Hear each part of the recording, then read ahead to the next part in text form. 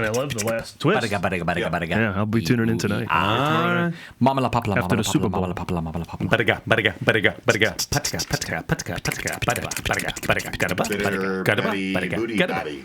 did to do to die today? It's a minute or two to two. A thing distinctly hard to say, but harder still to do. For the bitter tattoo with 20 to 2 with the rat-a-tat-tat-tat-tat-tat. The wonderful thing about Tigers, the Tigers are a wonderful thing. The tops are made out of rubber, the bottoms are made out of spring. The bouncy, bouncy, trouncy, founty, fun, fun, fun, fun, fun. And the most wonderful thing about Tigers is I'm the only one. I'm the only one. Wow.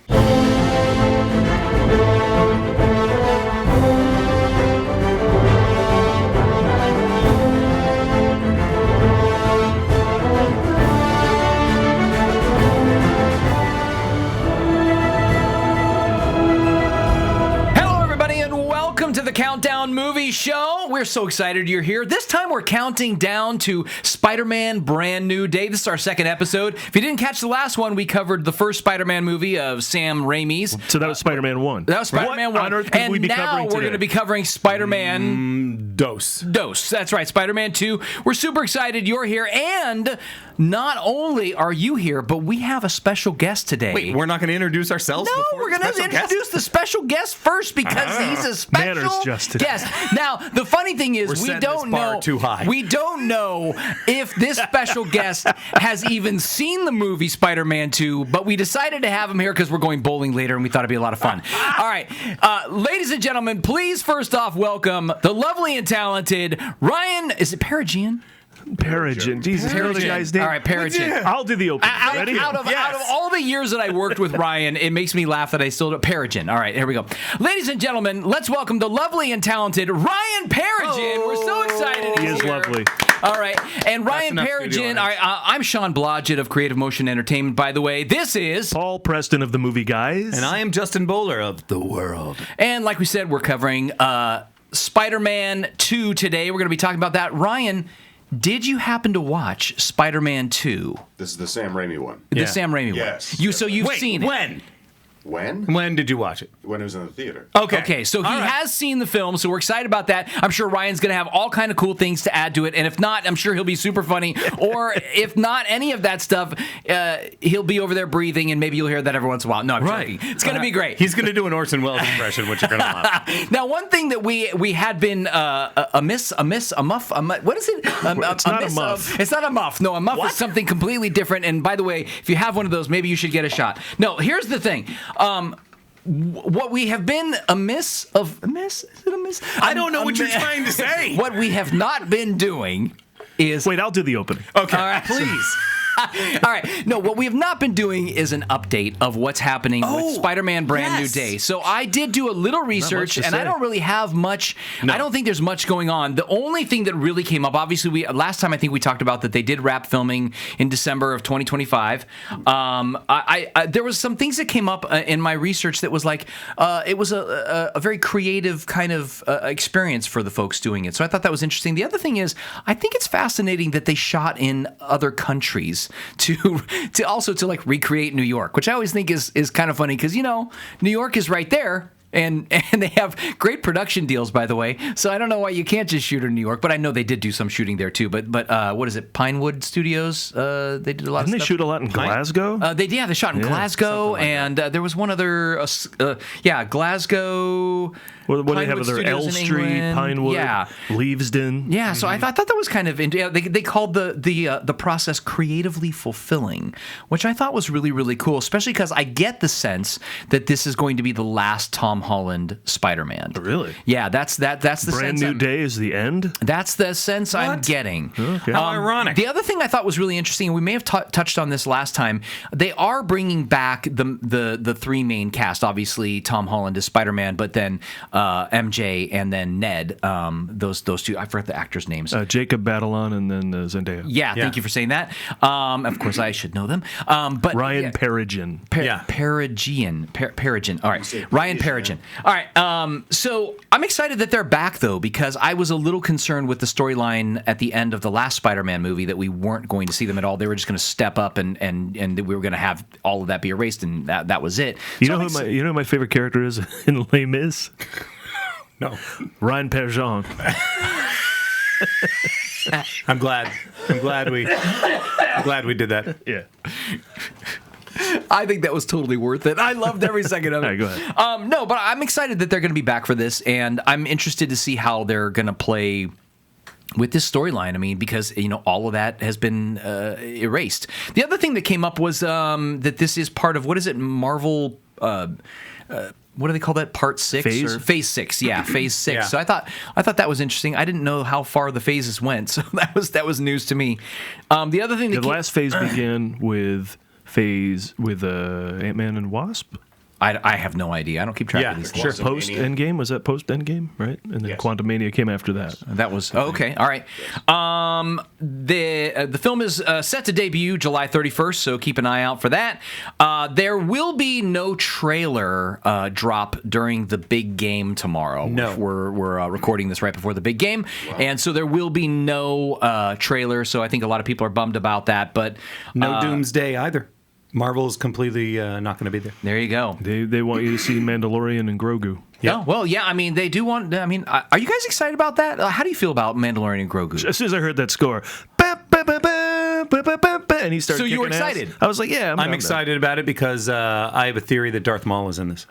Oh, yeah. There's something in the shadows that looked like Darth Maul to me. I feel like that would be great if he was. I wasn't super excited about this movie coming out because I really felt like they ended the series. I love that last moment. I mean, he's there essentially with his kid, and they're living in a house, and they have they're in this like city, and I don't know, they kind of found some peace like on the prairie, you know what I mean, since they really doubled down on the Western theme. I don't know, and then I saw that they were doing this movie, and I was like, why? I feel like we wrapped this out, guys. I don't know what's happening here, but I was just curious if Pedro Pascal is actually in it, because I know that for the last season of Mandalorian, he was mainly just doing like voiceover stuff. oh Yeah, he's been mainly voiceover from the very beginning, but there were times he was in the suit. In the suit, but yeah. they went for what was it? John Wayne's grandson? Is that who it is? Okay. No, you Look, there's only so many people that know how to saunter. So, if we're going to get somebody sauntering, which, by the way... Which is 100% why they used him, because the director said he has John Wayne's walk. And I want that. I want him to have his walk. And that's absolutely... I'm going to tell you... 3 people that did... All right, now we got to look it up. Okay. There were 3 people that were actually in the suit. I'm going to tell you while you're looking that up, that was one of the things in the beginning of The Mandalorian that I hated in that show, was the first few episodes were so doubled down on it's a Western in space. And I was like, guys, Well, they did that. I totally get it. I really, really, really, really get it. We're good. So did you hate Firefly? Firefly? I loved Firefly. Okay. Yeah. But you thought this one overdid it? I felt like it was just like it was projecting it too much. Like it was, you know what I mean? It's kind of like, like when you tell an actor like you're telegraphing that moment. It was insisting upon it. Yeah, it's like I don't need you to telegraph that moment. I need you to just play the moment and let it play out. Right? Gotcha. That's what it felt like. It felt like it was telegraphing. Well, they kept going back there. I mean, the whole episode that is basically a samurai Western episode. That's like season 2, I think. And again, I love that, but I just didn't feel like it needed to be. I didn't need to be hit over the head with it.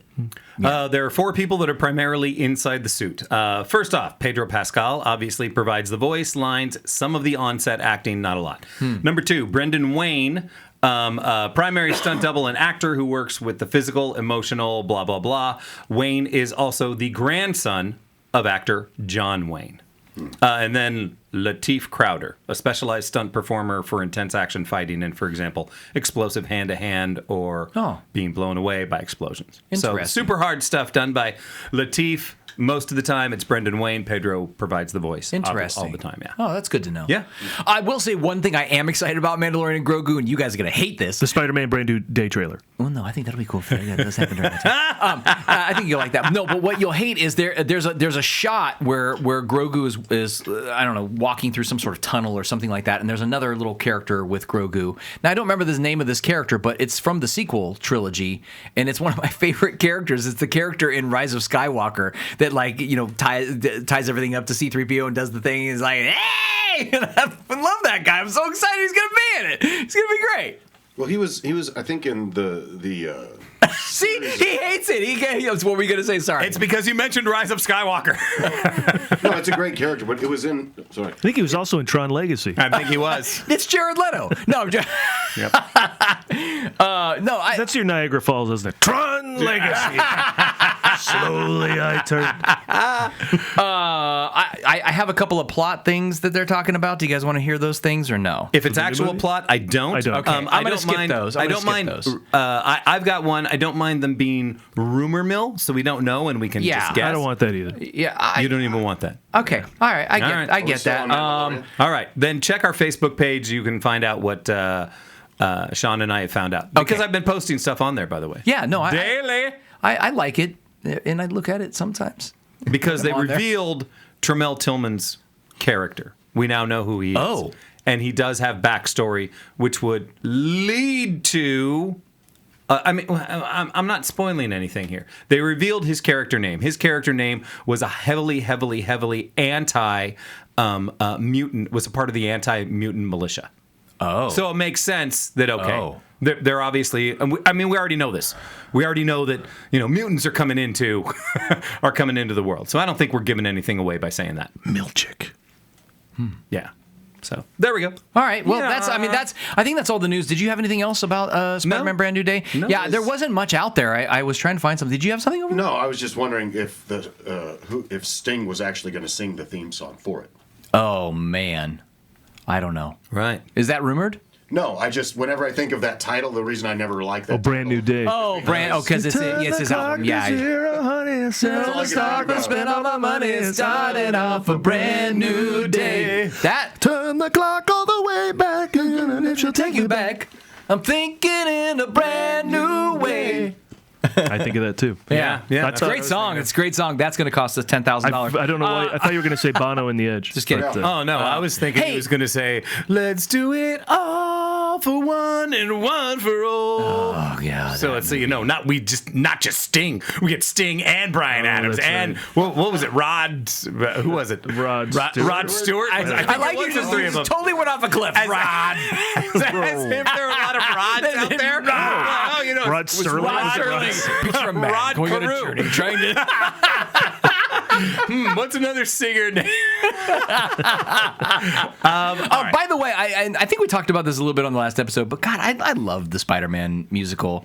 I thought it was great. I know that got a lot of crap, but I had a great time when I saw it. Are we really already covering stuff that we just talked about in our last? Probably, but I just wanted to say I liked it love that that much. musical. Okay, he liked it that much. I think that people should check it. It's Spider-Man Into the Dark, right? People can't check it out, but okay. Yeah, they Turn should. off the dark. Turn Off the Dark, yeah. And it's music by U2, which is awesome. Yeah. Now, Ryan, you did a whole musical with U2 music. Can you tell us a little bit about that? This is a good segue for Ryan to talk. Okay. Years ago, I wrote an original story using the songs of U2. So the premise of it's about a Irish priest and a Southern evangelist who travel to Africa completely separately and for different reasons, but end up falling in love with the same woman. Oh. And it's set against the chaos of a near civil war in this mining community. Wow, this sounds amazing. What did you end up doing with that? Ultimately, it's Trying to raise money still. right. It's a matter of get rights. getting the rights. Oh, okay. Someone actually who worked in radio got in contact with someone, long story short, gave me the premise of saying, instead of calling like a U2 musical, basically just saying, I have this show, I want to use these songs for these dates. How much would that cost? And try to get a number on that to where I can just pay it out, do the show, and at least then it's done. That's awesome. Oh my God. To that tie sounds- into the podcast, none of the songs he wants to use were in the Broadway show about Spider-Man. There you go. There you go. Now, since we've paused to celebrate your amazing achievement with that, I want to share before we go on. I have something that I'm very excited about. So the film I've been working on for the last couple of years is called Imbalance. It stars Sharon Lawrence and Nicholas Gonzalez, and we are having our world premiere this coming week at the Santa Barbara International Film Festival. that's awesome. And so I'm really excited about that. So I just wanted to share that. If you want to learn more about the film, you can go to imbalancethemovie.com. IMBALANCE, themovie.com. What day? It's showing Tuesday night at 8:20. This coming Tuesday. This coming Tuesday, and Thursday at 9. I think 9:20. Here's my in question. the morning. Yeah. Okay.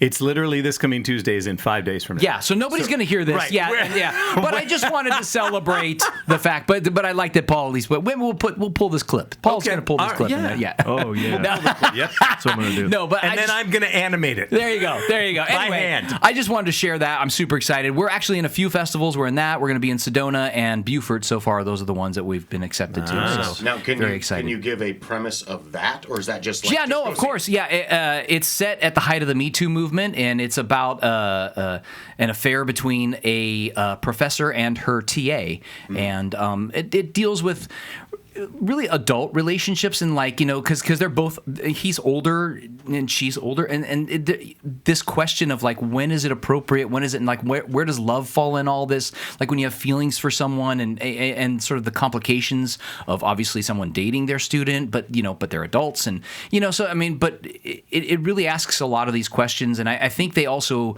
the filmmaker, who's a dear friend of mine, and I've worked with her now for the last few years, and way back in pre-production, I was giving some consulting on rewrites on the script, and so I've been all the way, and I edited, and I'm also a post-producer and a consulting producer, so been very involved in the piece, and it's been really fun to explore this, and I think she wrote some very rich characters that aren't just sort of one-sided, where it's and it flips the storyline, because the professor is a female, right, and the student, of course, is a male, so. Anyway, so that's the basic storyline. So, but Sharon Lawrence, great to see her. She gives a stellar performance. And Nicholas Gonzalez, he's known for The Good Doctor. That's kind of one of his big claims to fame. But he does a lot of work. He's in all kind of things. So, anyway, what do you got going? We don't have any time. That was very Nate Bargatze. That was very good. All right, so we're back on Spider-Man 2. As always, we're going to start with a premise.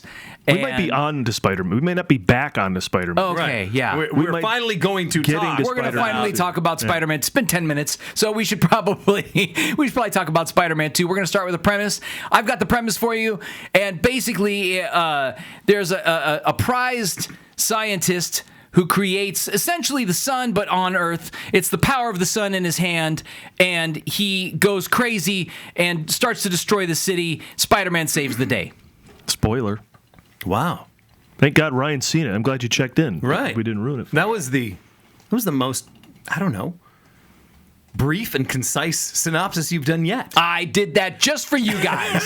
You're welcome. All right. It opened June 30th, 2004 or 2004. Budget was $200 million. Opening was $88 million. Domestic total $373 million. Worldwide $783 million. Let's go. So is the 2-year turnaround. I mean, they knew they wanted to do the sequel. Yeah. So, and I know they already started working on 3 when 2 opened huge like it did. Yep. The 2-year turnaround. Oh, did they really? They started right away. Yeah, they announced it, I think, pretty much right away. Wow. But the 2-year turn, is this about when that started? Because we used to have to wait 3 years for the Star Wars good movie. question. And now you can get a movie the next year, and like Harry Potter and stuff. What was the turnaround on X-Men 2? I don't know. I think it was. Tell me what year it was. I bet it was 2 years. 2000. Yeah, The first one was 2000. Yeah. I bet it was 2 years. I don't know about the second one. Yeah. I think it was But, Where did you see this movie? oh boy. I'm going to say the same place I said last time, most likely the AMC in Burbank. Yeah. Yeah. Okay. Yeah. I can't guarantee that. I was living in Hollywood then, so I might have seen it somewhere on the boulevard. They used to have those theaters above the Knitting Factory, neither of which are there anymore. Now it's like a Planet Fitness or something, but that's where I saw X-Men. And a couple of years later, I probably saw that there. Ryan, where'd you see it? In a movie theater. That makes sense if you think about it. I couldn't tell you. I feel like I've seen so many movies in my life. I don't. Yeah, that one I don't remember. Even when I was a Yeah. kid, there are a couple of movies from my childhood, maybe like the theaters back home. But as an adult, outside of some of the bad movies we watched at the Cinemark Yeah. in Orange. Yep. That Ryan and I used to go to intentionally bad movies. We'd go out and we'd have we'd go to a pub beverages. and we'd have a few beverages and we'd go watch. It was literally, what is the worst movie that is showing at this cinema? Let's go see that. And then as soon as we saw it, I would immediately write a review of that film for Paul, for the movie guys. Many of those made no sense at all, but that's one of the reasons why Paul continued to actually publish them, is because they were entertaining. You didn't know what you were going to get. You didn't know what you were going to get at all. X-Men, by the way, was 2000. X-Men 2 was, or rather, X2 was 2003. I saw this movie at the Cinerama. I want to say they took 3 years to bring us Spider-Man 3. So the 2-year turnaround, pretty good for fans. They didn't have to wait as long. Didn't have to wait too long. I saw this movie with my wife. I was like, no, Spider-Man was so good. You need to come with me to Spider-Man 2. You won't need to know anything. You're just going to have a great time. Let's go and see it. My wife is not a fan of like action movies or certainly not superhero movies. And during the course of this, like, okay, we're there opening weekend, and the place is packed. Now, granted, it was a matinee, but still, the place is packed. And she's sitting there, and she's like, oh my God, that's so dumb. She's saying things like this out loud. That would never happen. Audibly just making these. And at one point, I stopped, and I turned to her, and I said, whether you like this film or not, there are people like myself who really do like this film. And I know you think it's really lame and stupid. There are people here that really enjoy it. Right now, you're the hot girl coming in to an area of all the nerds and making us feel stupid for liking what we like. Right now, you are hated in this movie theater. Everyone here hates you. So please, if you want to wait in the lobby, or please tell me her reply was that she looked over at you and went, good. That sucks. No, but you could see it slowly sink in, as in, like, that's right, I am in someone else's territory. This was you know, this What's was the before furniture iPhones. like in your house? All hers. Well, good, because you're going to be on that couch when this episode comes out. That's so funny. Oh my she gosh. doesn't listen to any of these episodes. But anyway, those were the days of Palm Pilots, and I think what she ended up doing was she just went to the back row and just sat and played on her Palm Pilot for the rest of the movie. Oh my gosh. Yeah. Wow. She hated it. And wow. we were only 20 minutes in, but I was like, you, not only are you being a terrible audience member, but you're insulting the people in their home. Oh, my God. Yeah. Yeah. Wow. What an experience. Yes. I don't remember any specifics of this, of like seeing this movie at all, but that is a great story. Yeah, it's crazy. It was crazy. I have a Spider-Man story. I don't know if I've ever told. Oh, let's hear it. Obviously, years and years ago, when I was in much better shape, through Central Casting, one of those casting things, they contacted me and asked me if I would come down to see if I could be a body double for Spider-Man. Oh. And the sad part was I had such a low opinion of myself. I'm thinking you need to be like an Olympic shape. You need to have abs of steel. And I told her this. I said, I don't think I'm in good enough shape. She goes, no, we just want you to come down so we can have a look and see if you might be able to be a body double for the actor. Because you were going to be like a stand-in, right? Just a stand-in. That's all it would be. Yeah. And I, at the time, was living in Orange County, and I'd have to do a schlep up to L.A. because it was like midday, and I ended up not doing it. And it was one of those little moments where I'm going, I should have done it. Yeah. Because if nothing else, maybe I could have actually been on set and seen, because after the movie came out, you're just like, oh my God, it would have been just so much fun to be there. It's a classic Henry Winkler story. I just stopped the whole conversation. Henry Winkler, he got the script for Happy Days. He said, I'm not this guy at all. There's no way. I'm a short Jewish man. I can't be this cool Italian guy. And then he said, you know what? I'm not casting this thing, though. So I'm going to go in and I'm going to do my best. And he became the highest paid actor on television. Let them decide. Right. Yeah, always let them decide. That's for sure. I feel great now. But did I tell you? You were the Henry Winkler of that audition, my friend. You're the Fonz, dude. That's cool. I will say this too, though. Like, you know, at the age that I am now, I 37. 37. Right. God, I wish. It's been a hard 37 years. Son of a bitch. No, I'm 51, and I think I look pretty good. But you guys can decide. But That's why this is an audio podcast. Son of a bitch. No, but I will say, and actually, it happened with this film that I've been working on, which is this idea of, you know, sometimes you wish you knew when you were younger what you know now. Yeah. Because there's so many times, especially like now, I'm like, I don't know how many times I'm going to get to do certain things. And I'm like, no, I'm going to have fun with this thing. I'm going to say yes to this thing, even if it's, you know. So, yeah, I wish for you that you would have had that, but I know that, but we've all had those moments, right? Everybody's had those moments. I wish that I knew what I know now when I was younger. You know who sang that? Sting. Rod Serling. Okay, back to Justin. Take it away. All right. Worldwide, 783 million. Not too bad for a sequel. Yeah. The year it came out, 2003. Would you like to take a guess at the top 14 movies? 2004 or 3? 2003. Really? I'm sorry, 2004. Yeah, It was 2 years. I was at my X-Men 2 page. Is this whole next bit of facts going to be wrong? Oh, no, it's about X-Men 2. Who was the actor who played Wolverine? Hugh Jackman. No, Henry Winkler. it was... I would love to have seen that.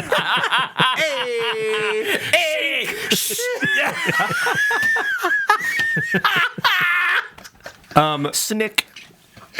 So that's right. It was Snake. It was Snick. All right, top 14 movies from 2004. Any guesses? 2000 Paul is usually great at this. 2004. 2004. There's going to be a Harry Potter in there. There is definitely a Harry Potter in it. I mean, you already know. Okay, well, never mind. We need some hints, man. Okay. I mean, Paul can pull this out of... Spider-Man 2 at $783 million was number 3 for the year. Okay? Number 3. Was number 3, which means 2 got more than that. Now, you were correct. There's a Harry Potter in there. Harry Potter had to be 2. Harry Potter was 2. $795 million. And that's Harry Potter and the Prisoner. I'm gonna Prisoner of Azkaban. That's such a good one. I love that good one. Wait, where do you guys stand on just Harry Potter in general? You like fans? I don't need the TV show. The movies are great. Movies are great. I'm rewatching them right now. Did you with read my the kids. books? Did you? Oh, yeah. Yeah. Read the books. No, I didn't and read the books. Not only read the books and listened to the audio because Oh, the audio one is so good. The audio is done by Jim Dale, Yeah, and it's the he's so good. It's the best audio that's ever been done. Yep, hands down. He is An audio book or an spectacular. audio production? It's an audio book, not a production, but he provides voices. He's for so everyone. good. Yeah, he's so You good. know? I just have grown to love those movies. Like, like being a Star Wars fan, like whenever it's on TV, I'm like, I'll watch a few minutes, enjoy it, whatever. But now, of course, Harry Potter's on TV all the time. And I'm like, yeah, I'm going to sit down and watch this. I'm really enjoying it. I have just really grown to love those ones. And if you go back and you watch like the ending of that series, it's so dark and just my God. wonderful. It's so good. Oh my God. We just finished Order of the Phoenix, and that's when it starts to get dark. Yeah. Oh my gosh, Umbridge is like the worst. She is so awful, So and terrible. vile. Yes. And we just finished that one, so we're that's moving on. We awesome. got 3 more.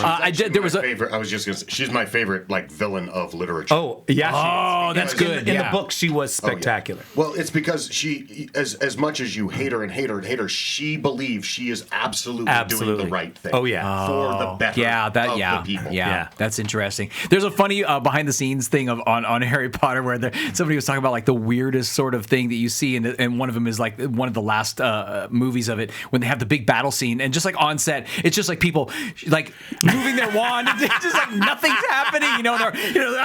Explosions are happening, just nothing's happening. It's just like hilarious. It must look like I don't know, crazy people. 4-year-olds Yeah, they're just out like- there just in their imagination.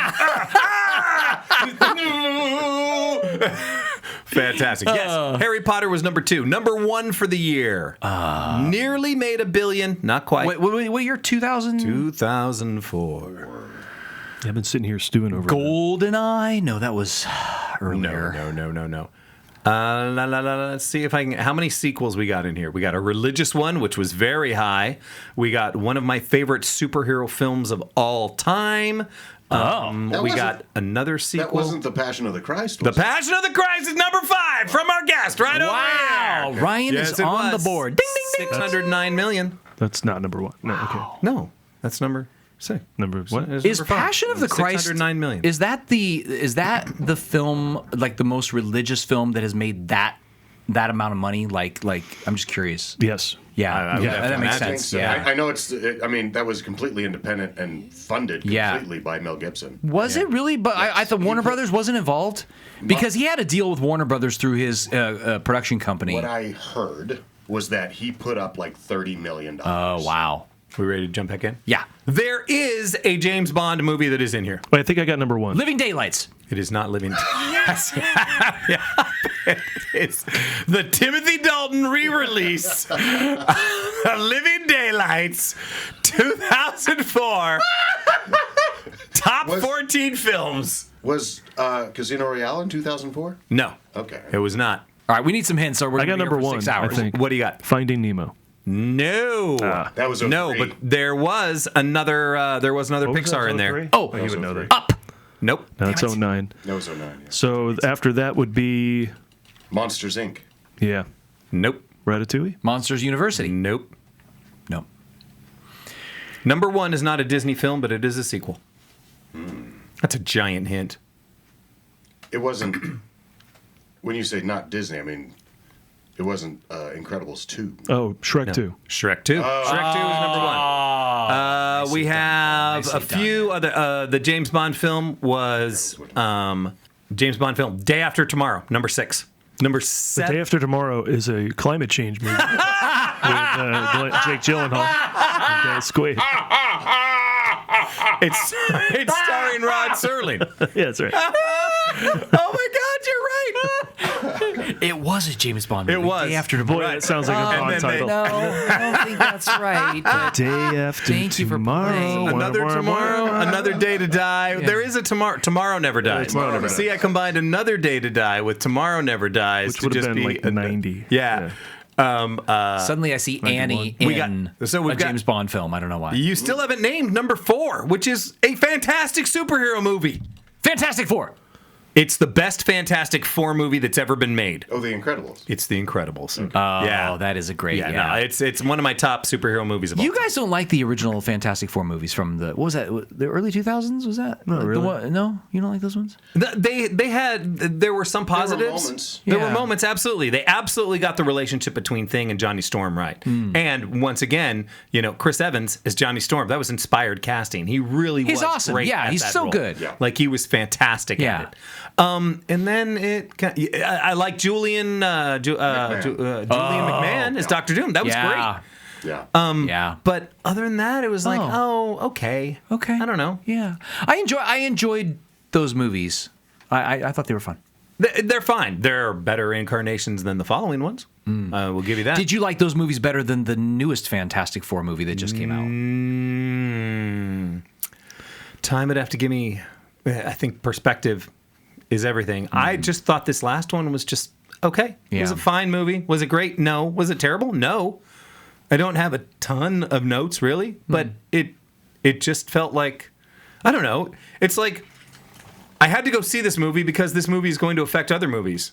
Would I have gone and seen this movie without it? If it wasn't a part of the MCU, That's if it was just an interesting. independent film with the Fantastic Four, I'd have waited for reviews and then gone, I don't know if I need to see this, like I did with the previous one from, 2020. Oh, that's interesting. Huh. All right.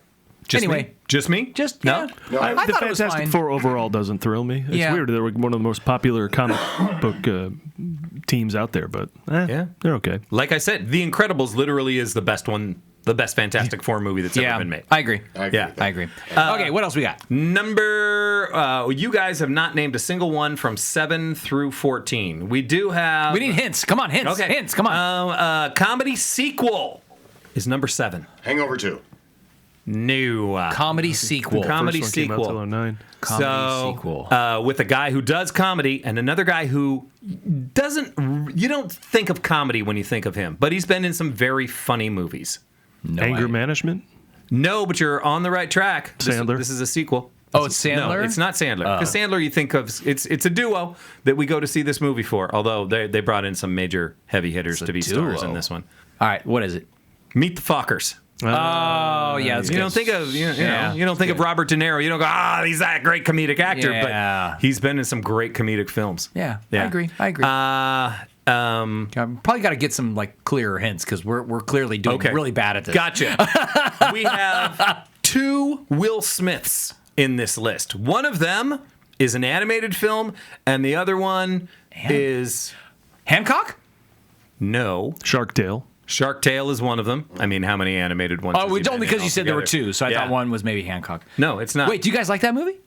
Which one? Hancock? Hancock is just okay, but I also Yeah. I don't just remember it. I don't know with what happened at the Oscars. Well, it's okay, just aside tainted from me that, for all yeah. time. never watch Aside it from again. that, yeah, Right. yeah. But, You know? but back in the day, did you like that movie? I thought it was an interesting premise. I thought it was. I did too. yes. Yeah, I agree. Yeah, It's an that's interesting why I'm with premise. that. Yeah. And last I heard that he was trying to get Hancock 2 off the ground, and they were going to make that. He's desperate. Yeah. No, very desperate. Yeah. iRobot. that was Yeah. good. That was great. I liked it. Had good iRobot. moments. Yeah. Had good moments. I think it still holds up. Yeah. Yeah. And the fact that I didn't know Alan Tudyk is the robot. Wait, he? Oh, Oh, that's so cool. Yeah, Wait, I had no idea. What? Yeah. No. That's awesome. Is that right? Double Paul? check me. Double check. Yeah, that's correct. I don't even think you need to look it up. Paul knows. Yeah. Paul knows things. Come on, trust Paul. You don't need AI. Trust Paul. But Chat GPT Paul. Be nice if I had a name. Gary's or Thor's my a God. name. So is Gary. So is Gary. You know that? I think that was an improv. I think so. That it is Yeah. fantastic. Where he So corrects is Gary. Like it's that he just laces just a little bit of Slight resentment. yeah in there. And it's so slight. It's matter of factual, but there's a tiny bit of resentment. So is Gary. Yeah. We got a sequel to an ensemble film that was phenomenal, and then the sequels just got worse and worse and worse and worse. So it's Fast and Furious. And by the way, 2? they're still going. No, because Fast and Furious. Okay. This is a phenomenal first film that spawned sequel after sequel, and then another sequel, and now they're coming back with another one. Oof. Yeah. Wow. Yep. I have no idea. I guess In 04. maybe this one is actually a prequel. So it goes sequel, prequel, sequel from 04. I told a story about the previous one when we talked about, wow, I wonder if they're released at the same time. Oh my God, that's so interesting. Okay, we still don't know what it is, Justin. You're having a whole yeah. conversation Are you having a by good yourself. show? Should we leave you alone? Casey Affleck. Ocean's Ocean's 11. So this would Not be Ocean's- Ocean's so this 12. Ocean's 12. 13, Yeah. 12, Ocean's 14, 12, exactly. 15, 16. All right. Okay, I'll let that come back again. They need to get better. They do need to get better. We also the got a third one was sequel. really good. A member of Ocean's 12 was also in number 14 in another sequel in a different franchise that he is in. Oh, Ghostbusters, the female version. A major cast member, don't know. Ocean's Another hint. 12. Give me another hint. Ocean's 12. Also had a sequel for a different franchise that he headlines, and that was number 14. Instead of doing comedy in a bank heist, he's kicking ass. Oh, it's the second Born, movie. yeah. Born Supremacy. That is correct. Good call, right? And then we have an X-Men who was going to start. I mean, oh my gosh, Universal was so behind this. Oh, Van Helsing. It was going to be huge. They were tripling down on this, and then it just blew. Made the top 15? It was number 13. I bet all of that is in the first 2 weekends. Yeah. Yeah. Then word got up. Yeah, then word got out. And then we got number 12. I'm really surprised it's number 12. It's more of a better than 13. What the hell was I that? hope that's not your impression. What's of- happening What right now? movie was Lorne Michaels in?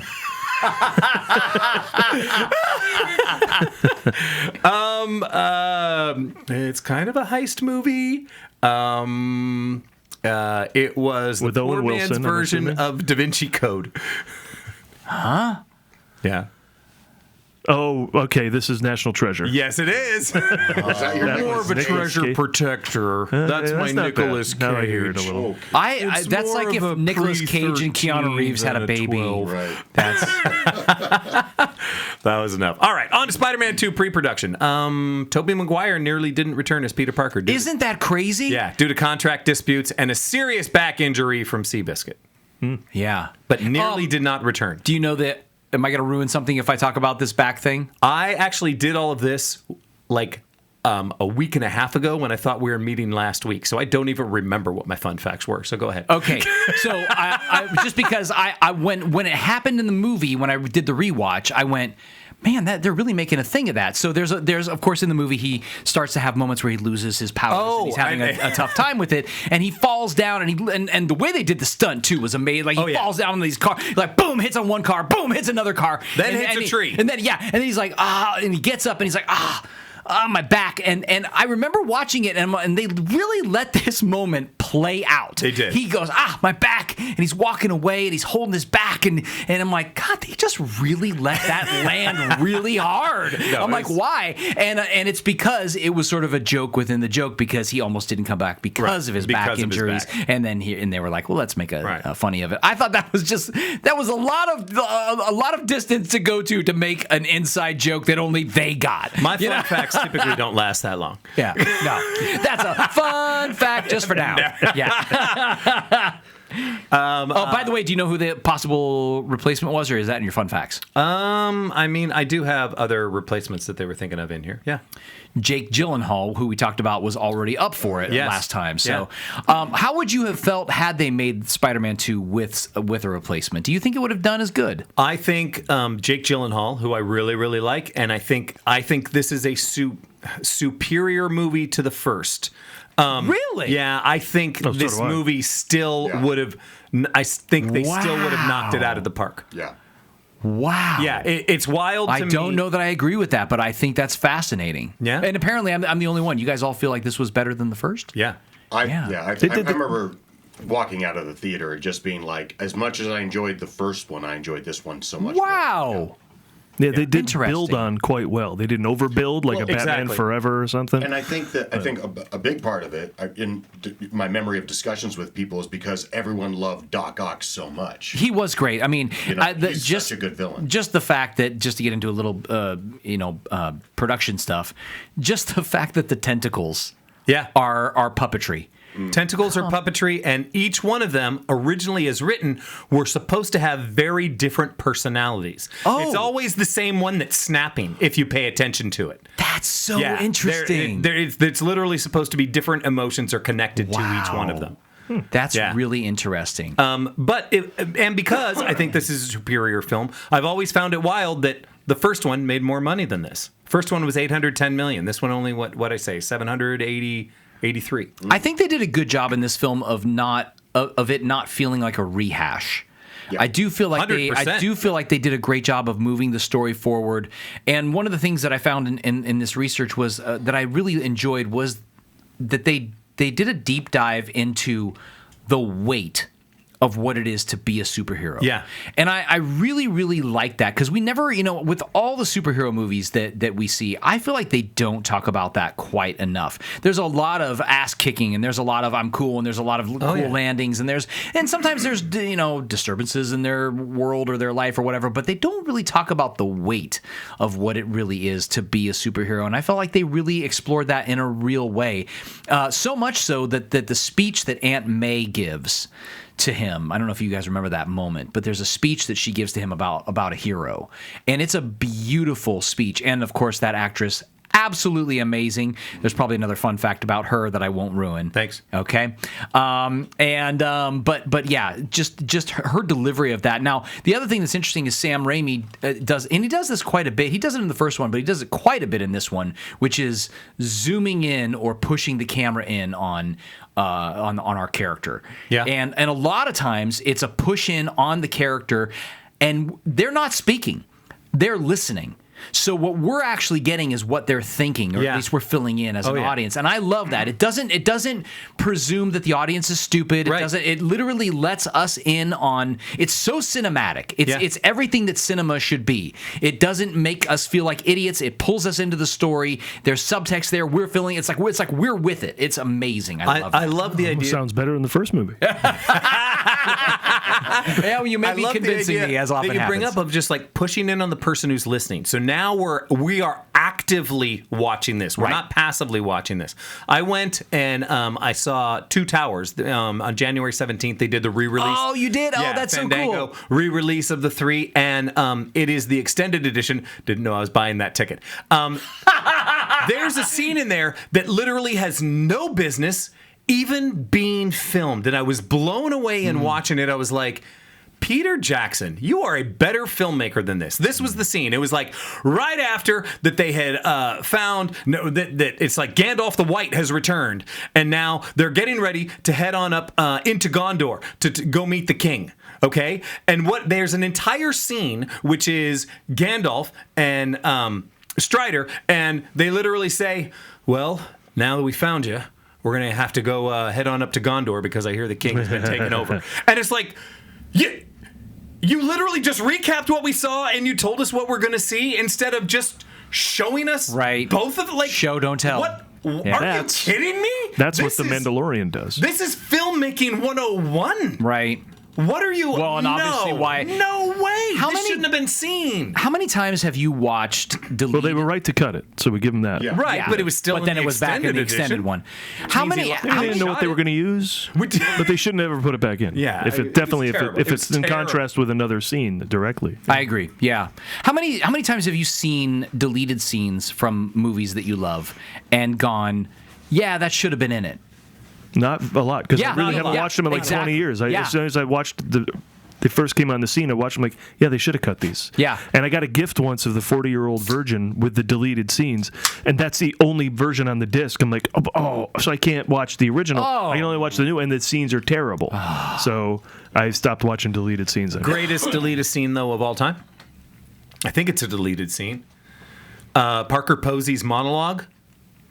Who's on top now? Do you know what I'm talking about? I do Yes. Then it was a deleted scene. I know you've seen it because you and I used to talk about this. Waiting for Guffman. They show you the audition of Parker Posey's character. And she does this monologue, and it is spectacularly bad. It is, but it goes on for like 8 minutes. Oh my and God. obviously they had to cut it for time. But okay, I'm writing this down because that's something we got to post. Because it is wonderful. It is absolutely wonderful. That's awesome. The mechanical arms, because they were puppeteered, that was a 60-pound rig that he carried around on his back. Jeez. Wow. 60 pounds. Crazy.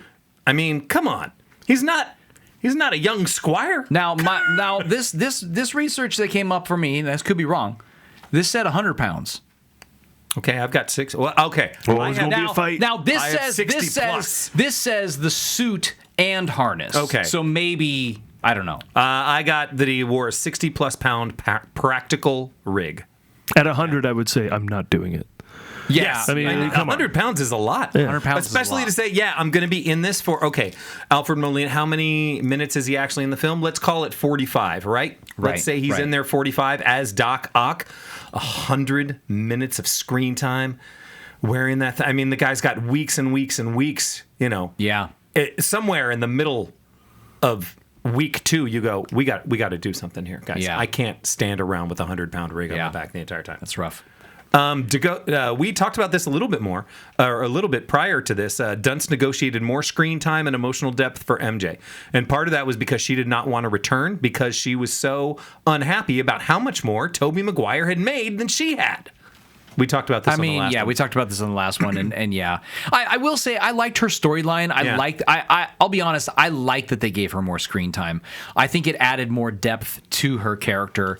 I think the payoff at the end of the reveal of him being Spider-Man and all that stuff, I feel like that paid off a lot more with all of that they set up because of that. So I putting the money argument aside, Right. I think it was worth the fight. Willem Dafoe was actually not originally planned to reappear, but they ended up just loving him so much that they ended up bringing him back, and he filmed his scene literally in just a few days between other projects that he was doing. I want to talk about that moment. Okay, because, let's do it. Because that moment is I love this film. This was another one of those films for me that like I'm watching it. I'm like, I don't know. Okay, maybe I love this. Maybe I like it. Okay. Then halfway through, I'm like, okay, I really love this. And by the end, I'm like, God, this was so good. This was really great. But the one scene that does feel out of place is that scene. Even though I love Willem Dafoe and I love where that leads, and I love that he finds the suit and all that stuff.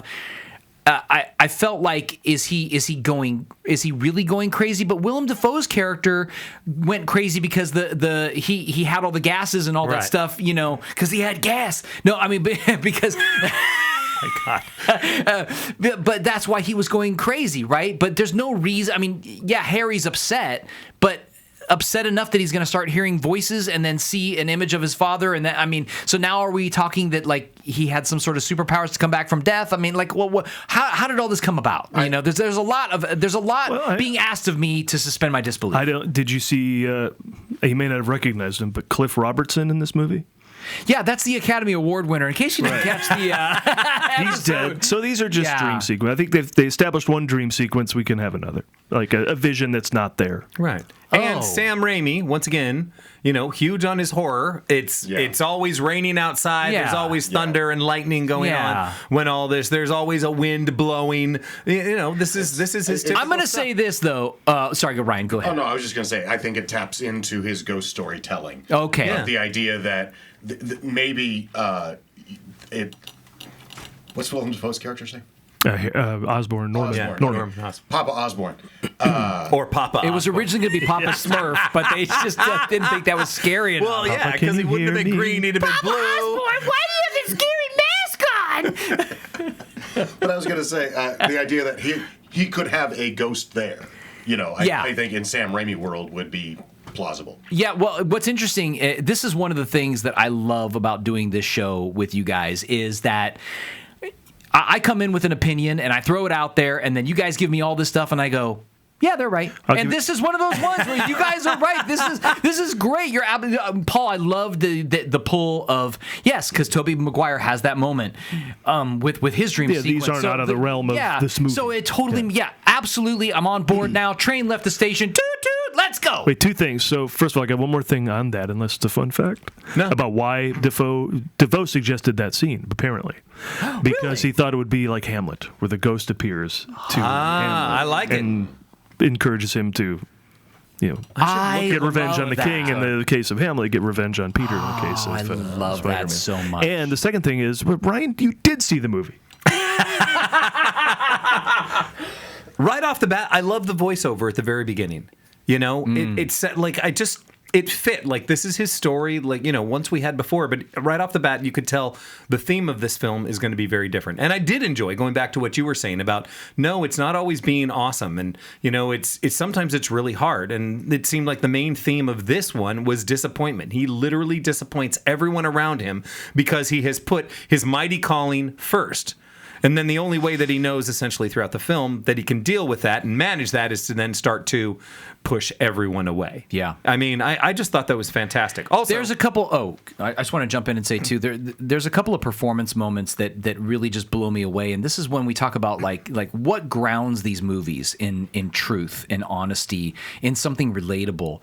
The moment when Peter Parkey, I love Peter Parkey. Peter Parkey comes to my parties all the time. That guy is crazy good, right? Like Peter Parkey's like, hey, let's go to the beach. And we're like, hey, we're going to go to the beach. Peter Parkey is off the hook. Anyway, what I like about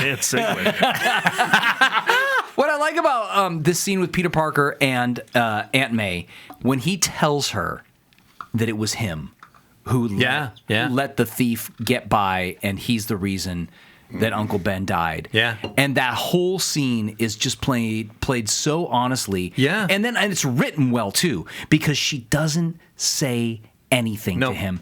She moves her hand away from him and she gets up and she leaves.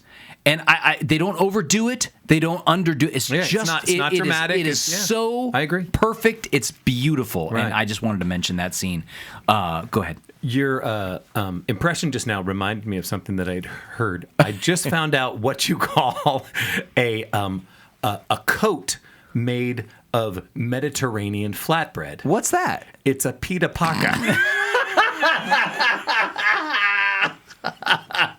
By the way, there's a great deleted scene from Waiting for Guffman with her that we're going to put on our Facebook page. In the movie, early roles by Daniel Day Kim and Joel McHale. Wasn't expecting either of those. Right? Yeah. Joel McHale is the kind of smarmy bank guy, and I don't even remember what Daniel Day Kim he was with Doc Ock when he's doing the test. And there you go. Yeah. That was the other thing I really loved. They established this great, honest, beautiful relationship between Doc Ock and his wife right before. There's like this really beautiful, heartfelt. So right out of the gate, you humanize this stuff. You ground it in some kind of truth. So that when you get to the like fantastical Spider-Man jumping all over the place, you're like, yeah, this is fun, this is great, because I've been grounded in some truth. And pain. Yeah. Which, okay, so I think we have to talk about this because it's one of the most iconic moments in the film, which is the train sequence. Yeah. Oh, yeah, definitely. So that moment, the whole train sequence is really great. But that moment when he finally stops it, and then he passes out, and they grab him. Yeah. I literally got chills. Yeah. And I've seen this movie, and then when they pick him up and the bodies and they're carrying him over. Jesus moment. Yeah. I almost started to cry because I was just like, this is just amazing. And then of course they end it with the guy saying, he's just a kid. Yeah. Oh my God, I'm getting chills talking about it right now. It's freaking awesome. Oh my God. I love that moment, that exact moment when he says that, because you can imagine this entire city is like, we have this savior, and then to be shocked to find out that this savior is 20 years old. Yeah. Like, it's just, I mean, Jesus was at least 32. 33, I believe, but yeah. Right? The famous train sequence took over a year to complete, combining miniatures, full-scale trains, cars, CGI, motion-controlled photography. The elevated train used in the finale was a full-size replica built on a sound stage and a gimbal. And Spider-Man stopping the train, shot specifically, used 16 separate visual layers. And all shot, stitched where together. was it shot when it was practical? Chicago, right? I think it was Chicago, yeah. Yeah, That's right. isn't that crazy? Yeah, that's Yeah. right. Yeah. Right there in Gotham City. Right. Oh. We got trouble right here in Gotham City. Crossover. Trouble, I tell you, trouble. With a capital T. One of the things that I was thinking about in that moment, that scene you're talking about, because I agree, it's also incredibly heavy and wonderful, is I in my memory of things, and of course at this age memory gets wonky, but in my memory of things, as far Ryan is 102. this is true. Yeah. I look amazing. Right. I'm just kidding. He'll use more old-timey sayings as we progress. I like that you just said old timey because that's definitely younger sounding. Well, no, I'm describing that's what his sayings totally are. get They're it. old-timey. Totally get it. LMAF. That means he was 75 or so when he was trying to be the stand-in for Tom. No wonder it didn't work. We just want you to come down. Sir, for you can't stand-in stand for up Spider-Man. straight. Right. Can someone hand me my cane and I'll stand up straight? Anyway, sorry, go on, Ryan. No, I was just going to say that I felt like it was one of the few moments in superhero movie history where you get to see the superhero be the vulnerable one, and the people are the ones who are saving him. And I think for me that's what struck me as being so iconic and so heartfelt. Yeah. Is the people who are being protected now have to be the protectors, and we get to see the vulnerability of the hero as well as the humanity of the people and what he's done. Well put, yeah. Yeah, and Superman, they were willing to kick ass for Superman. And they were like, hey, they beat up Superman. Let's That's get right. him. And that Yeah. failed. That failed miserably. But just being warm to a superhero, that they could do successfully. Speaking of that, though, the scene does go on after he wakes up, and of course Doc Ock comes back, which I hadn't, like, it's been a long time since I saw this movie, so I couldn't remember. I didn't remember that moment, and I was like, oh my God, he comes back. And then what's funny, though, is that one guy's like, you're going to have to go through me. But what I love about the way he performed it, and I don't know if it was a direction or in the script or what, but he's sort of apprehensive about it. Like, he's like, you're going to have to go through me. He's not so sure about standing up to this. And then, of course, everybody sort of jumps in. But all of them sort of have this apprehension, because usually when that moment happens in other superhero movies, like, hey, you're going to have to go through me, too. I don't know. People are just, like, indignant, like they have superpowers. Like, no, you don't. You don't have any superpowers. Right. And I like that the guy played it like, well, I don't have anything to back this up. I'm just going to say. I don't even have a bow and arrow. I mean, right now I just crap my pants. But beyond that, we're going to do this, people. I will say, that, specifically in that scene, but also in several others, Sam Raimi loves doing horror. Like, it's fantastic the way he does horror. The whole operating table scene, that thing is terrifying. Where the tentacles get through people. Like, that scene's a horror film. It is that straight out of scene a is horror literally a film. horror film. There are several Straight moments out in of this Evil that Dead 2. really are, and once again, going to this, the cockeyed angles, so it's just like putting you off kilter. But with something that Sam Raimi absolutely loves. He loves his late 20s, early 30s ladies that are just absolutely beautiful for no reason. And it's like in the first one, they're the women running up to the windows and looking, in super tight sweaters, looking at Spider-Man go by. It could have been anyone. And he's got to put in this one and that one and this one. In the train sequence, it's the woman with the baby. who doesn't look like she just had a baby. No. Did you see the one? There's one shot, I think it's in that sequence as well, where it's two very good-looking young women who Spider-Man flies by, and the way the camera literally it tilts down and it lands just around their chest area, just enough to, and I'm like, well, I feel like that was super intentional. Right, yeah. You know. Well, to be fair, though, I mean, in a way... They were beautiful. And I did want to look at them. So, as a filmmaker, you want to know what your people want. Nailed it. At the same time, comic books of that era very much also did that. That's true. So it is kind of an homage. And he might have even been poking fun at the premise of it somewhat. Yeah. I'd have to ask him. Was definitely motivated. Speaking of Dutch angles, one moment that since we were just talking about the Willem, what's the name? Willem Dafoe? Did I say that? Osborn. Willem Dafoe. Yeah, thank you. Norman Osborn. I just want to make sure. Sean just had a stroke. The Willem Dafoe moment. 37. No, the Willem Dafoe moment, because we were just talking about it. What's great about that is right before Harry's having, he's having these conversations, and the angles in that moment are just straight up normal angles, right? And suddenly he hears the voice, and he actually goes into a Dutch angle. He's on you him, are correct. And the camera tilts, and I'm like, oh my God, this is so good. Like, it's just such motivated, beautiful filmmaking. I love it. For those of you who are listening or those of you at home that don't know, a Dutch angle is an angle that is no longer centered, where it's slightly cockeyed. You've got one bottom right corner that is separate, that is at a different level than your bottom left corner. 60s Adam West Batman. Yeah, Yep. exactly. Dutch oven, totally different. Dutch oven, totally different. Yeah, you said Dutch angles, and I was like, where is this? We're going to start off with the bits. Where is it going? When do we stop? That's right. All right, what else you got? My Justin? wife once asked me if we should go. Oh, gosh. She said, tonight I want to go Dutch. And I just kind of looked at her, and she looked at me. And then I said, I'm not sure. And she looked at me, and she said, but wouldn't you?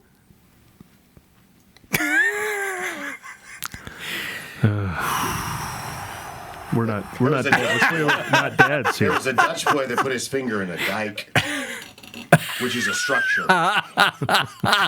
See, now that was funny. That's right. Sam Raimi would make that film. Oh, God, that was good. Raimi storyboarded nearly every action sequence by hand, sometimes drawing hundreds of individual panels. And the film used miniatures of the city models for wide shots. Some buildings only a few feet tall. Wow. But it's still insanely detailed. Some of the CG in this doesn't hold up, but it was early days of CG, and I think it does a pretty good job generally. There's a sequence in the city that it just kind of keeps going, and I'm like, at a certain point, you're like, this is really feels very. Well, they've been doing it for animated. 15 years. Yeah. So I mean, it's they do a great job with it, but there were a few moments where it fell apart a little bit. There was. CGI was still in its infancy. Yeah. Back then. Oh, yeah. But I remember thinking, even when I saw this film and seeing these two back to back, it's much better in the second one than it is in the first. And they clearly doubled down on it. We see a lot more of the CGI in the second one than we did in the first. The brilliance of Sam Raimi, one of the things that he does, I'm as a filmmaker, I'm watching this. I've seen this movie before. In our final sequence, okay? MJ comes in, and then we have our big sequence. Peter's mask is ripped off. They continue to fight. MJ gets up and sees him for the first time without the mask. Yeah. In watching that, I was so caught up in the fantastic action sequence of Doc Ock and Spider-Man, I 100% forgot she was there. And when she sees him, I actually had a visceral reaction. I literally gasped and went, oh, no. Oh. Yeah. Oh. She knows. Like, you can't kiss her. And then she forgets everything and says, what's going on in the world? I was like, well done, Sam Raimi. Like, yes, this is here. I show it for you for just a little bit. And then I'm going to show you all this awesome stuff. And you've forgotten about that she's over there. And finally we cut to her. Yeah. I thought it was great. And I love that he has a bit in there. The thing falls down. He's holding it up. He's like, this is kind of heavy. Kind of heavy. A lot of Toby's face in this one. I think they looked at the first movie and saw rooftop conversations scenes between Goblin and Spider-Man where it's just a couple of people nodding and they're putting voiceover in later. You're right. Well, they said, well, what if Toby took his mask off? A lot more. The entire train sequence practically. Yeah. I thought he fought for that. Maybe. Am I wrong about that? I thought I read that somewhere. I also really, really loved, and this is why I think this is a superior film. Doc Ock at the very end, he has that moment with his wife early on, right? And we really, really like it's a wonderful scene. He is a human. Yeah. He's just trying to do something. He's trying to make his mark. Man's hubris. It takes over, right? Yeah. But then this thing takes over him. But even at the end, after it's removed, what do you remember what his last words were? I had to write it down. Oh, no. I won't die a monster. Oh, yeah. And I was like, so perfect. Yeah. Yes. Yeah. Like, this may be the last thing that I do, but at least I'm doing it not because these things are telling me to. I'm doing this because this is the person that I am. Yeah. I'm not the monster that was destroying everything. Yeah. Yeah. I was looking up quotes, and this was one that I thought was really interesting. I think this is Sam Raimi. I wanted to explore the idea of Peter Parker finally realizing that he can't have it all. He's a young man who's been given a great gift, but it's also a great curse. The movie is really about him coming to terms with the fact that he is Spider-Man, even when he doesn't want to be. That is not Sam Raimi. Who is that? That is Conrad Bain. Oh, is it? Yeah. I love Conrad Bain. He's so good. God, he's good. He's brilliant. Well, Kids, there was once a television show called Different Strokes. Well, it's Different Arnold. strokes it takes, different strokes it takes, different strokes to rule the world. Yes, it does. It takes different strokes to rule the world. What are you talking about, Sean? Well, you're probably wondering what I wanted to explore in this movie. I can't do Conrad. Can anyone do Conrad Can Bain? anyone do a Conrad Bain? No. Conrad Bain is the rich guy in New York. He adopts these two children. He was in Soap. Right. Everybody knows. Was he Had a in great Soap? joke about. I loved Soap when I was a kid. I couldn't tell you another thing on his IMDb list other than Different Strokes. Ryan, I interrupted you. Go. Oh no, I was just gonna say. He gave you the floor and he took a dump on it. Weekend Update with Dennis Miller. That's right. Weekend Update with Dennis Miller after, years and years after Different Strokes was off the air and all this stuff was happening with Coleman and Dana and Todd. Oh, poor Dana. Yes. But, I mean, he just kind of cuts away and he says, Conrad Bain, beloved TV actor or childhood cult leader. Just because all this They all died on his watch. On his watch. So Different Strokes, kids. Go out and watch it. Is Conrad Bain still alive? No. Wasn't he old then? Yeah. Working. Who is Conrad Bain? 2013. Oh. He's He been was 90 years old. Wow. Yeah. He was 90 years old. 23 to 2013. Fascinating. Yeah. That's pretty nice. We should all hope to live to 90. You don't say that when you're 89. You don't. You're like, I think 104 might be a little better. Many background New Yorkers in the train scene were real extras reacting genuinely and not told exactly what would happen next. It's kind of fun. He's like, just hold on to something. Action! I love that. Start moving the gimbal around. insurance, right? Yeah. All right, go! Sam Raimi considers Spider-Man 2 the film where he finally cracked the balance between character, action, and spectacle. And most of his crew members agree. There was a quote that came Best up one of the trilogy. in my research that said he's quoted as saying, I like to keep the camera moving. I want the audience to feel the energy of the scene, to feel like they're right there in the middle of the action. Yeah. I definitely feel like that's very true. But at the same token, I also feel like Sam Raimi has a great sensibility of when not to move the camera. Right. Of when to just let things happen. There's a lot of filmmaking, and I talked about this on the last episode. There's a lot of filmmaking that is just classic good filmmaking. You set it up and you get a good performance, you capture it, you don't have to do anything to add to it. Go ahead. What are you going to say? No, he did not say that. That was Robert Guillaume, I believe he said. Robert Guillaume said that, yeah. Who can sing the theme song to Benson? Oh, I don't know. Once again, someone else in Soap. Yeah, there you go. Nominated for 3 Oscars. Sound mixing, sound editing, and it won for visual effects. So when you say Did it really? That's you awesome. didn't like the CGI, Oh. hey, Yeah. grab these The pants. Academy disagrees with you, Sean Yeah, Blodgett. exactly. Well, Apparently you it was know, better I than mean, Potter. what? That's true. Yeah. I mean, but 3 movies in, yeah, it's but that's interesting you say that, because when we talked about how CGI advanced to this point in 2004, I think that the visual effects in Sorcerer's, no, what's the first one? Sorcerer's Stone. Yeah. And Azkaban improved greatly. Oh, Yeah. There's a lot of 100%. rubbery human The beings first one is in the first very one. rubbery. Very, Yeah. very, very and that, rubbery. so yeah, if it improved between the first one and this one enough to win the Academy Award, I mean, I it get definitely did in the sense too that like there was so much used, right? There's a lot more CGI Yeah. used in this film. So I mean, I'm only saying it doesn't hold up to today's standards. No, it doesn't. It was good for its time, so I will acknowledge that. Go ahead, Ryan. Well, I was Sorry. just going to say that it. I actually go back to when I think of Lord of the Rings, 2001, 2002, 2003.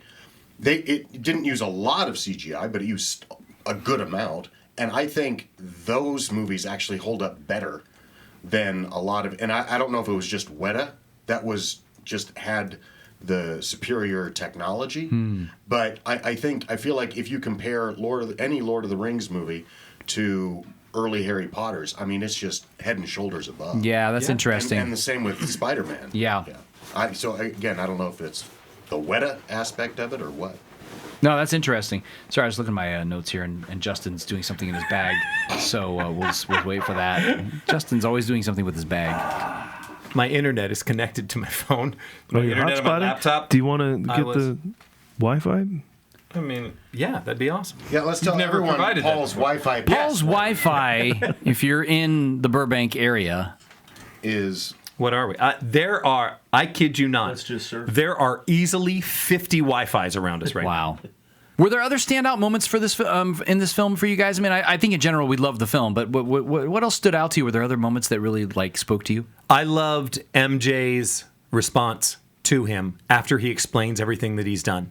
And she says, I get to make my own decisions. You can't take that away from me.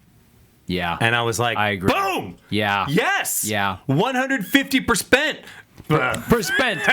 It's anti-perspirant with a percentage. 150% spider. Again, To be we clear- ask what he's drinkling.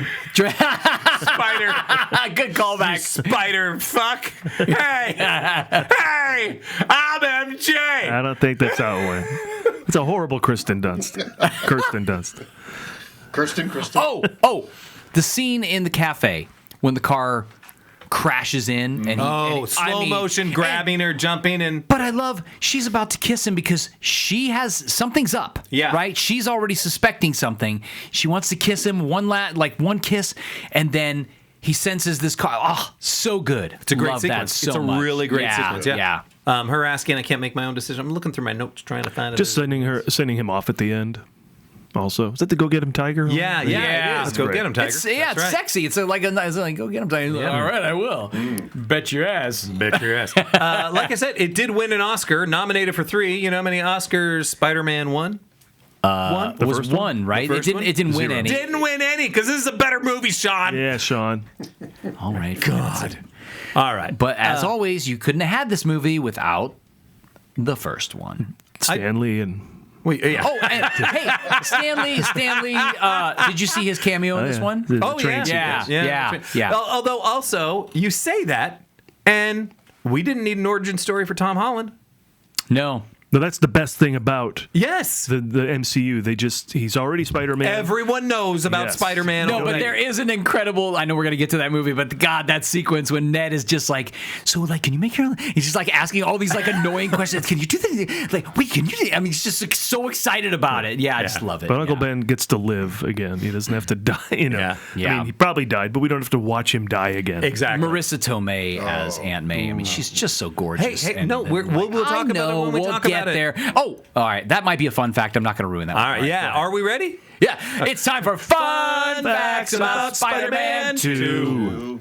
Well, let's do it one more time so Ryan All right, could join here we in, go. but don't cut the first 5, one. 6, 7, 8. Fun facts about Spider-Man 2. Perfect. Sam Raimi's There are two things that Sam Raimi, we covered this last time, he puts in every single movie. What are the two things he puts in every single movie? The car. The car from Evil Dead. 1973 Oldsmobile Delta 88 car, nicknamed the Classic. And if you're talking about something, you mean Bruce Campbell? Yes, I do mean Bruce Campbell. Oh, by the way, this was not a part of the fun fact. It kind of is. He had intended, after putting him here, he was going to make him Mephisto in Spider-Man. No, it was Mysterio in Spider-Man 4. Oh, yeah, interesting. So that was it was long-term planning. There was another one that he was going to do, which was long-term planning. I think it was Dr. Connor, which makes sense. Sarah Connor. Yes. Sarah Connor. Did you spot where the Oldsmobile was in this? No. It just sits in the driveway. That's all it's in Aunt May's driveway. Because it would make sense, you know. I mean, we saw it in the first one anyway. All right. 24 minutes into the film, Peter flips over an oncoming car. Tobey Maguire performed the stunt himself. Bad back and all. Yeah. Wow. Good for him. I didn't know he could lift a whole car. He had to reprove himself to get this role, which is crazy. He did, yeah. And I think that's be like, hey guys, I have my back hurt from this other film. I'm sure he wasn't Get out there and do your stunt, you son of a they bitch. thought it was just a negotiation tactic. Oh, and they didn't believe it was real? Yeah. I did. You know what that is? That's a fun fact about Spider-Man 2. And also Seabiscuit, which is a great movie. Yeah, I'm so glad he made both. Speaking of people doing their own stunts, Rosemary Harris, Aunt May, actually performed her own stunt when she's taken hostage by Green Goblin. And do you know what she said after the first time they did the first cable thing with her? Do you know that? Do you have that quote? Yeah, she said. She said, "Our Father." Yeah, she said that was fun. Let's do it again. Oh, that was great. I say going forward, blurt your fun fact out, and if it doesn't, Yeah, you know what? I agree. I agree. Yeah. Sometimes the fun facts are hard to find. Sometimes it's really difficult to find something. That's why it's like I get protective of them. Like whatever it was, like 4 episodes. I'm like, you son of a bitch! If you ruin this, I'm going to be pissed because I only got 3 in my pocket. Okay, I got it. If you look closely at Peter's apartment, you can see the picture he took of Mary Jane just before he was bitten by a genetically altered spider. Oh. It was supposed to represent his last moment of innocence in Peter's life before it changed forever. That is attention to detail. That's Come really on. nice. That is a fun fact about Spider-Man 2. All right. Some fun cameos? Does anybody know about any of these? Bruce Campbell. I'm going to mention people. Paul's going to say, we've never heard of this guy before. And I'm going to second that. Well, you said Joel McHale already, and the other one, Daniel Day Kim. Daniel Day Kim. Weston Epps.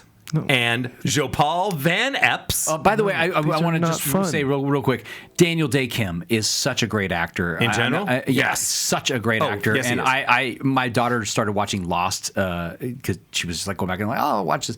And of course, she had the same feeling most You people didn't did. Like stop the her? first, Yeah. well, but the first 2 seasons are spectacular. The first season is spectacular. The second season is like halfway through. Yeah. But she was anyway. He's just so amazing. Anyway, I love him. Anyway, go on. Sorry. Weston Epp and Jopal Van Epp, the 2 boys who hand Spider-Man his mask on the train, are Tobey Maguire's half-brothers. What? Yeah, isn't that kind of cool? You know what? That is a fun fact about Spider-Man 2. Okay. By the way, that moment when they say, we won't tell anybody. Those kids did a great job. I believe that. That almost made me cry again. Yeah. Director Sam Raimi, near the beginning of the movie when Peter is on campus, he drops his book. He bends down to retrieve them. He's hit in the head by 2 backpacks. Sammy, whose face is not seen, is the second student to hit him in the head. That's kind of fun. That's fun. I'm going to step in. I'm going to do it, guys. Yeah. We're not going to see me. It'll be okay. And then finally, one of the doctors killed in the Birth of Doc Ock sequence, and this is the second time he played a doctor in a Sam Raimi film, is John Landis. What? He's been a doctor for him before in Darkman. Oh my gosh. How crazy is that? Come on. Fun fact about Spider-Man 2. And also Darkman. And also Darkman. Man. All right. Well, I don't know. That covered pretty much everything for me. Do you guys have anything else to add to it? Because it was just it's such a stellar film. And I you know what? I'm getting more on board than maybe this is better. But I do love me an origin story. So I'm kind of still leaning towards the first one being my favorite so far. But Are Are we going to rank these before or after the quiz? Why don't we go ahead and rank these right now since we're already there? All right. All right. 1-2 for me. 2-1. 2-1. All right. Ryan? 2-1. All right. All right. Well, That makes it 3-1. I'm out. Yeah. Yeah, that's true. That's good math. All right. So what do we got next? You got a quiz for us? I don't have a quiz. Paul Preston does, though. I do have a quiz. That's right. All right. You know what? We should start shifting this around. Well, let's see how it goes, if it's any good. If this blows, then I'll go back to doing the quiz. All right. At least my quizzes made me laugh. I mean, they did make you laugh. Mine are straight up quizzes. Oh, Sorry. come on. No Sorry. funny answers. And don't look at my computer, Ryan, if you want to play along. Don't worry. We're I going to have just like fun to get music one, underneath so this. It's I- going to be I can hilarious barely anyway. read. So we're deep into the Tobey Maguire Spider-Man verse. We have more to come. In fact, some of the characters in this movie already show up in the MCU later, so this is laying the groundwork for a lot of things. And so we're going to play a game called Who Said It? Maguire, Garfield, or Holland. I love this game. All right. All right, go for it. Sometimes to do what's right, we have to be steady and give up the things we want the most, even our dreams. That's Maguire. That's Maguire in this one. In Spider-Man 2, However, Correctamundo. can I start asking you, are they going to get harder? I don't know. Okay. I just put them all together. Just stop complicating it, Justin. I finally have a quiz that I can be good at, and you want to screw it up for me. Sean's getting this, so clearly everyone's going to get them right. Can you get us a I challenge? know right out of the gate. He's like, Sean's got this. So Well, the goal, the goal's always there. The first one's easy. Right? Then you get the hang of the game. Paul, I say just keep going with everything you've been doing the way you've been doing it. Shut up, Justin. But I'm nothing without this suit. Oh, Tom Then you Holland. can't have the suit. That's Tom Holland right. in Spider-Man Homecoming. Yes, it is. Yeah, and that's Did you memorize Tony's. all the Spider-Man? My son is a huge Spider-Man fan, and at some point I'm going to have either he's going to be on the show or I'm going to have a side talk with him. We're going to hear him because he's got all kind of. I mean, he's been watching these movies again and again and again. So Yeah. And I've seen that movie multiple times just because it's so good. It's just a great. it's a great film. Great coming of age Yep. story. Yep. Yeah. I'm going to throw you out the window now. That is Tobey Maguire. Does Sean disagree? Oh, I was going to say Andrew Garfield, but I think you're right. I think it's Tobey You got a Maguire. tiebreaker? I'm going to go Tom Holland. Oh, you don't then. It's Andrew Garfield. Before he has to toss. What's her name? Gwen Stacy. Not Gwen. Yeah, it's not Stacy. MJ. Gwen Stacy out the window. Gotcha. I thought it was Tobey Maguire in our later sequence because this is all the movies in our later sequence where he's like literally getting revenge. Right. So Spider-Man 3 is what that would be. Yeah. I love you guys. Oh, that's definitely from. What is it called? from End No of Way Days. Home. Bad day. Go home and you can't come home anymore. These are bad homeboy, get out of here. It's that Bond film, yeah, right? it's the Bond film. It's the Die Another Homeboy Day. Homeward Bound. The day after I tomorrow. love you guys. That is Andrew Garfield. No, Tom Holland. No, I think I'm going to go Andrew Garfield. You guys are correct. It's Damn Andrew it, Garfield son of a in motherless Spider-Man goat. Because he was the No Way Home. No Way Home. No Way Home. In A Day After Tomorrow. By the way, Andrew Garfield in No Way Home is absolutely. He's just so. I like him in likable. that more God, than I he's like so him great. in his own movies. I know. It's true. Yeah. You know what though? But I think there's a part of that it almost makes me feel like maybe as an actor, as a person, like by the time he got to that film, he's done so much big stuff. When he did Amazing Spider-Man, and This is true. He was young. was just starting to Yeah. get that kind of big stuff. So much on your shoulders, and to come in after Tobey Maguire, people loved those movies for the most part. You know what I mean? Like I feel like those were big shoes to fill, and he just come off. And the it was success so Yeah. soon as well. And he was such a different Spider-Man. Yeah. Go ahead. It Sorry. took 3 movies for the Maguire series to kind of get. You Yeah, know? that's right. In the second one, Yeah. Garfield's went, so he was done. Yeah. You know, which is a shame. I would say I actually don't agree with that. I do like. We'll the get to second that film. Spider-Man Don't talk movie. about it yet. Yeah, Amazing Spider-Man 2. Yeah, I like it. Okay, Yeah, we'll talk I about like it. that movie. Oh, look at little Goblin Jr. Gonna cry? That's such a Tobey Maguire line. Yeah, I mean, I guess I'll go with that. Yeah. Which movie? Oh, it's got to be Spider-Man 3. Yeah. It is Spider-Man 3. Yeah. That's correct. Everywhere I go, I see his face. I just really miss him. Tobey Talking about Maguire. Ben. In Spider-Man 2. Yeah. I guess so. I'd say Tobey Maguire. Talking about Uncle Ben? Too. Yeah, talking about Uncle Ben. No, it's Tom Holland talking about Tony in Spider-Man Far From Home. Holy crapola! Everywhere I go, I see his face. I just really miss it. Oh, yeah. I've Totally only- forgot I was about hoping that one would be the twist. Yeah, no. Son of a- Here's the thing. I think I've only seen Far From Home twice. That's my least. I think that's that's my it. least favorite of the the top- Tom that's it. Holland ones. Oh, wait. That's the one. Oh, right. No, second sorry. one. Yeah, that is not. Yeah, that's the Mysterio one. These titles suck. I was sitting there thinking of the third one. Right? Yeah. Try getting a James Bond film title. The Living right. Daylights. Really? You seriously think I'm a cop? Cop in a skin-tight red and blue suit? That's the Amazing Spider-Man with Andrew Garfield. Yeah. Boom. Yeah. Nailed that one. You know who I am. Your friendly neighborhood Spider-Man. Tobey Maguire. Andrew Garfield. I think that's Andrew Garfield. Ryan with it. Tobey Maguire in the original Spider-Man, the one we saw last time. Oh, there you go. Quickly we forget. No matter what I do, no matter how hard I try, the ones I love will always be the ones who pay. That's Tobey definitely Tobey Maguire. Yeah. Yeah. Can you movie? start? That's in this one. It's also in the first one. Yeah, it's in the first Yeah. Can you start doing an impression? No, I only have one left. Okay, so do it in an impression of that Spider-Man, Last one. or if not, as Conrad Bain. One of the two. If I do it, I'll give it away because I'll be so good at it. Somebody's got to look out for the little guy, right? Oh, that's Tom Holland in Spider-Man: Homecoming. Correct. Sure. Boom. Nailed Yeah. it. All right, now here's a fun game, and now you're in it, so this will be fun. Well, this is an elimination game. Oh yeah. Okay. Okay. I'm taking a drink of my soda. We saw J.K. Simmons in this movie, right? Playing J. Jonah Jameson. He shows up in the MCU later, and I was like, wow, they got an Oscar winner in the MCU. They have 32 Oscar winners in the MCU. Oh yes. And we're going to go and name one until you can't anymore, and then you're out. Until you can't name one. Oh my gosh. All right. Okay. So go ahead and somebody name. We'll start with Sean. We'll just go in clockwise here. Name an Oscar winner who appeared in any MCU movie. Oh, in any MCU. Correct. Yes. And then he will, and then when you can't come up with one, you're out. Robert Downey Don't cheat. Jr. No cheating. I can't read. Is RDJ? Robert Downey Jr. is correct. Okay. Yes, he thank won God. for Oppenheimer. I was like, I'm gonna get out right out of the gate. I thought you were going to say Cliff Robertson. I was going to, and then I couldn't remember his name. Oh my God, I love it. Yay. Okay, Justin. I said Cliff Robertson. Oh, you said Cliff Roberts. Gotcha. Sorry. I thought you were just taking a crap on Sean. I was, But and I was also using it. answering. Yeah. No, that's Oh, I just didn't have it down here because I was in this movie. But that's just called a savings account. wait a minute. He's not in the MCU. Okay, all right, and we're not So going to. but I'll let you take another. Okay, shot. Marissa Tomei. That's correct. Oh, good one. Yeah. Ryan. Alfred Woodard.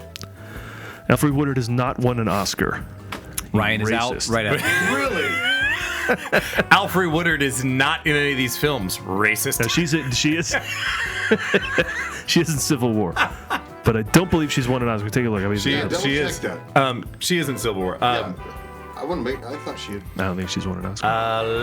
Okay. Am I up now? Is it me? Hold everything. All I right. gotta search for Ryan. Woodard won an Oscar.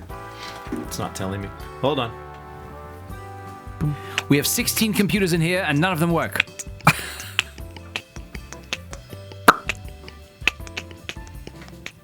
Nominated but never won. Okay. You're out already. All right. Alfred Woodard was nominated but never won. Thank you, Justin. Sean. All right, back to the main host. I may be out on this one. Already? I There's know, 32. I know. I thought this game would go on. Here's the thing. It's like I start forgetting who's actually I been literally, in these films. yeah. Oh, okay. Wait, okay. I've got. Son of a bitch.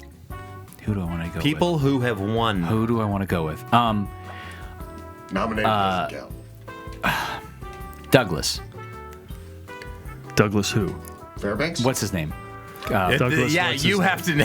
Fairbanks. Kirk. Not Kirk. What's his name? Not Kirk Douglas. The That's one right. That's Ant-Man. correct. He did the Ant-Man. Douglas. Okay, I'm going Robert- to give it to you. Michael Douglas. Michael Douglas. What, you're going to give him that? Yeah, Come that was on, I couldn't pathetic. remember He his said the first- movie. I said Ant-Man.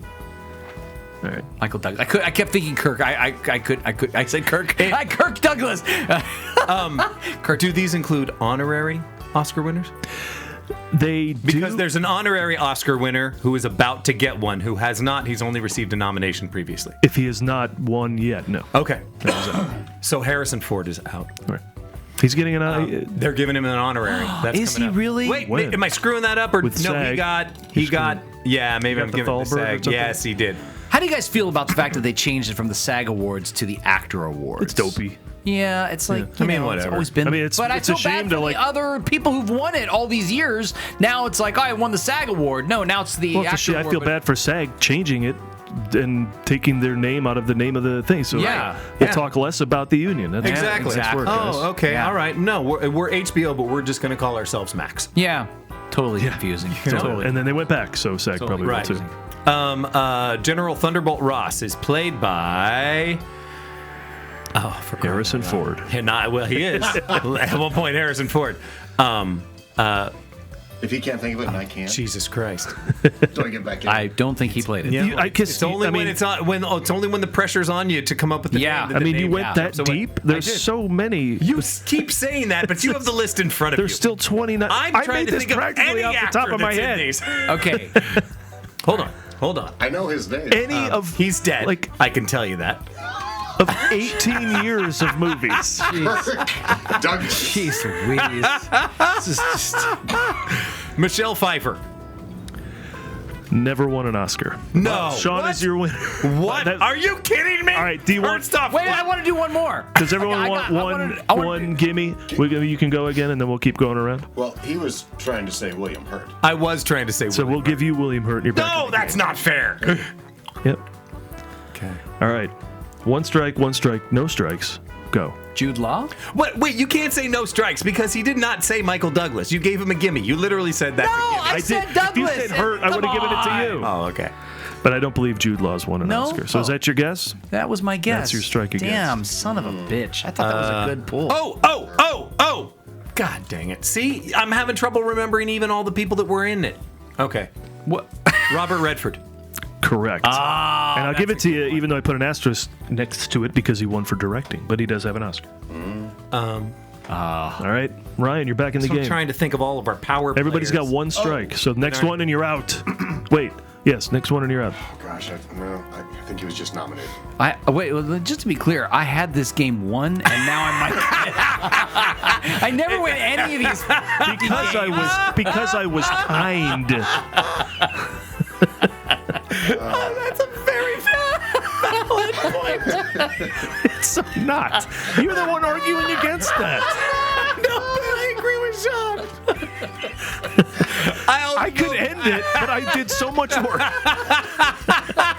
That's how I feel about my fun facts, by the way. You got to do them. We're gonna keep this game going, damn it. Okay. Although I gave it most of these off the top of my head. Go. Terrence Stamp. Terrence Stamp was not in the MCU at all. I'm sorry, Terrence Howard. Who never won an Oscar. You're out. Okay. All right. Sean. He was But nominated. 3-6 He was Mafia for did. Hustle and Flow. I might be out on this one. And Crash, wasn't he? Not also nominated for Crash? Not that I'm aware of, but No? it's possible. Okay. Gwyneth Paltrow? Correctamundo, Yes. winner for Shakespeare in Love. and playing The only other Pepper one I had in my Potts. pocket. In your pocket. I have Gwyneth Paltrow in my pocket. She's That's a part of the very tiny Just the little head. lady. The Goop. La la la la la la la. Fuck, I don't know if he's won. If he has, I don't know what it would be for. So no. I have an interesting one. I have an interesting one. Damn you. Oh, I think I do that. It's only a 4-hour show. I know. Yeah, most of the time. Damn it. And now the only name I can think of is his character Shrink name. this, right? Right. Yeah. No, we're gonna play this out Give me real. his last I name. can't do You know all these things, just Justin. like What is going William Hurt. on? It's too much pressure. Just like William Hurt, I'm like, the actor's name is Honey, this never happens. happens. Honey, this never happens. I Rocket don't know what- Raccoon. The voice of Rocket Raccoon has won an Oscar. And his name is At least the last name we need. not Robert Guillaume. Guillaume. It is not Conrad Bain. It is, see, it's like to be able to pull Conrad Bain out of nothing, and I can't remember. Are you out? Jeffrey, no, John. Darren Allen Cumberbatch. Oh God, we're gonna go through every name ever. Justin, what's your son's name? It's Braxton, Brent, Baritone. Lawrence Chesterton. I'm gonna let this shit play out in real time. It's This will be a clip, I think. Alfred Molina. He has never won an Oscar. Oh, what was his fucking name? Bradley Cooper. who never won an Oscar. Anyway, Ryan. No, he did. He did not. He's been nominated like 5 times. No, I thought he did for. He just won it for also directing. No. Yeah, the Maestro? one with the. No, he didn't win Oh. No. He's one of our most nominated. Hasn't won yet. He was nominated 4 years in a row, actually, and didn't win. Between American Sniper and American Hustle and two other movies. 12 nominations. Because he started producing and directing. Yeah. 12 nominations. Wow. that. That's crazy. God bless him. Here's the thing. I've been You're wrong. eliminated, right? Yeah. Has Ryan been eliminated? Yes. So Sean won after. Wait, I still have one more that I want to throw out there. And Okay, I go ahead. If you want to, like, put a nail in it. And I think this is going to be a conversation piece. Go ahead. Okay. Edward Norton. Edward Norton has never won an Oscar. So there we go. Well, I won anyway. So second, everybody! Second! Yeah! Here's who you missed. Yes, please. She was in Eternals. Oh, Angelina Jolie. Correct. He was Odin.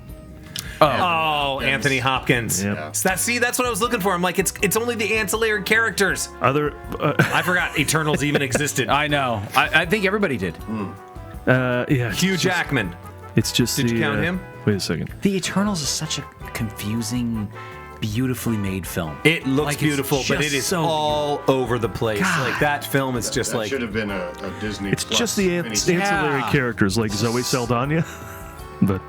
But that's true. Yeah. He was in Guardians of the Galaxy with her, Benicio del Toro, one for Traffic. Oh, yeah.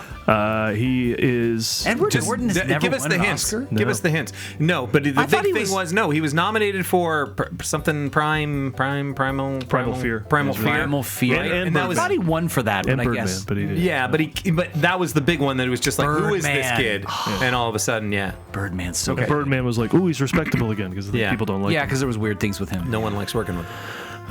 Okay, so this guy was featured in Iron Man 3 and won an Oscar in 1982.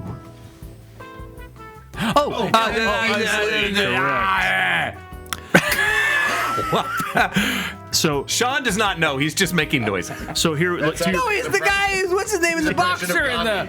Yeah. What? Huh? The boxer. He was Gandhi. Gandhi the boxer? Yes. Oh, him too, but the other guy. No. Who has the whip, right? No. No? No. Harrison Ford? No. No. The guy with the Mickey suit. Rourke. First off, Mickey it's Rourke. Mickey Rourke, and And that's that's Iron Man 2. And no. How did you win? How do you represent the winners of this game in society? I represent winning perfectly.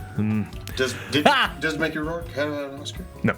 Oh. Okay. So now this, you said they only have the peripheral characters. Yeah, I know. Now you're gonna make Here's me a feel lead. dumb. Here's a lead in Captain Marvel. Oh yeah. Oh my Larson, God. exactly. For Room, Yeah. best actress. Yeah. Annette Bening. Annette Bening, I don't believe, has won an Oscar. Really? Yeah. I thought she had. Nope. Just like Bradley Son of Cooper, a- you thought. No. No, Bugsy. This game is making me sad. All right, so here's another big Oscar Has not winner. yet won If an I'm not Oscar. mistaken, she's won 2. Big deal in Thor Ragnarok. Oh, Natalie Portman. That she also, yep. That's all. Oh, but that's another not one. who you were thinking of. Nope, it's not. I totally killed on this Ragnarok. game. I'm still She in totally it. killed most everyone in Asgard. Yes, Nash. She's the sister. Dame Judi Dench. Jesus Christ. She's Stop Galadriel. talking. Take your win. I will be honest. Take your win and go home. This is the best quiz we've ever had, though. Having nothing to do with what Paul did. This is our best quiz. Galadriel. No. Yeah, it's- what's her it's- name? oh my God. It is Galadriel. Wow, I didn't know you guys had no chance of winning this game. I thought we'd be going on for 10, 15 minutes. Kate Blanchett. Kate Blanchett. That's who I meant.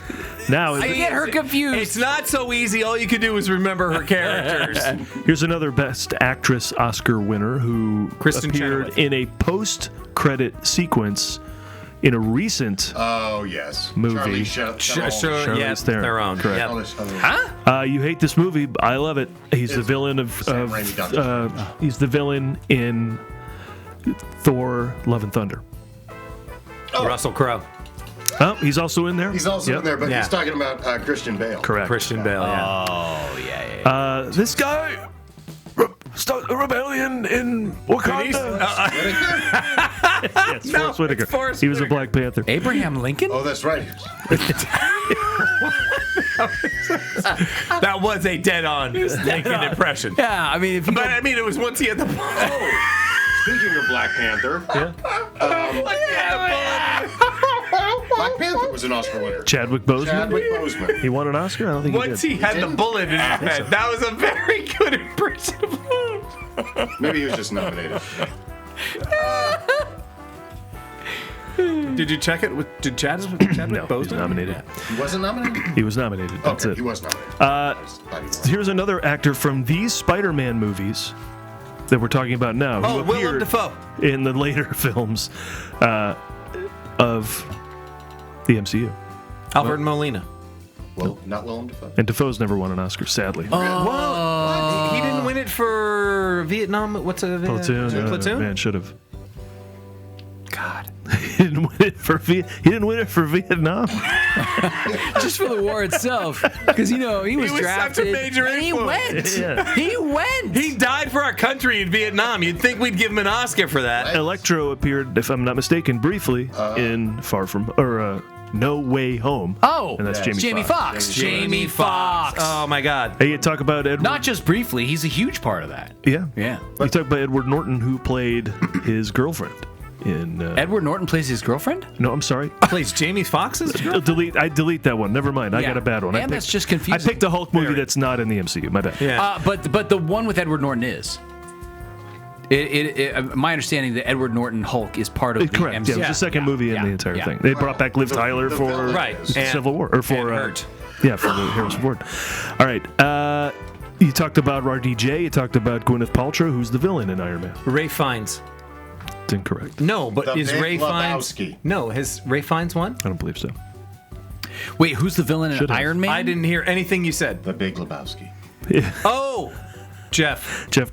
Yeah. Oh, First Jeff name you- Bridges. Are you- Jeff Bridges. How We can are you like give this. it? Yeah, both suck. All right. Jeff No, Foxworthy. me and Jeff Bridges are like Foxworthy. this. I just call him Jeff. I get Jeffy B. Hey, Bridgie boy. Hey. Come on over here. Bridges over Let's go back to- Kwai. What you doing? Let's go back to Bridge over Wakanda. Madison County. Let's go back to Wakanda Best Supporting Actress 2013. Best Supporting Actress 2013. Actors who appeared in Black Panther. In Black Panther. Who plays the mom? Lupita Nyong'o. Angela Bassett was not one. Ryan is correct. Lupita Nyong'o. You're right. I thought Angela Bassett had as well. So, but This is an award not for acting but for writing, but a actor who won for writing appeared in Matt a Thor Damon. movie. Correct. Yeah. This guy, I believe, does a voice of a Deadpool in Deadpool and Wolverine when all the Deadpools show up for the big buzz Matthew fight. McConaughey. That's correct. Oh yeah, that's right. He's the nicely Western done. Deadpool. Cowboy Deadpool. Let's go to Cowboy. Black Widow's mother was in. oh, Rachel Weisz. Correct. She won for The Constant Gardener. realize that. That's right. Constant Gardner. We said Russell Crowe. And now another Iron Man villain, but let's go with Iron Man 2 villain, not Mickey Rourke. Dancing guy. You guys are terrible. Gregory Hines. Nope. It's a great- No. Mikhail Baryshnikov Oh my God. from White Knights. Sam Rockwell, Thank who you. won for 3 billboards outside Ebbing, Missouri. Sam Rockwell. An actor who voices a character in Ragnarok who won a writing Oscar as well. Matt Damon. Just figured I'd throw it out there again. Voices. Taika Waititi. That's correct. I was going to Taika say, Waititi. he was the only one I could think of, but I couldn't think that. Oh, did he win for Jojo Rabbit. Jojo Rabbit. Go way back gonna to say That the Hitler movie comedy. is so freaking good. It is so God, good. I love that movie. go way back to the original OG Captain America, There's a big name in there. Are we talking the 70s? Who were no in the Stanley first Tucci. Avenger?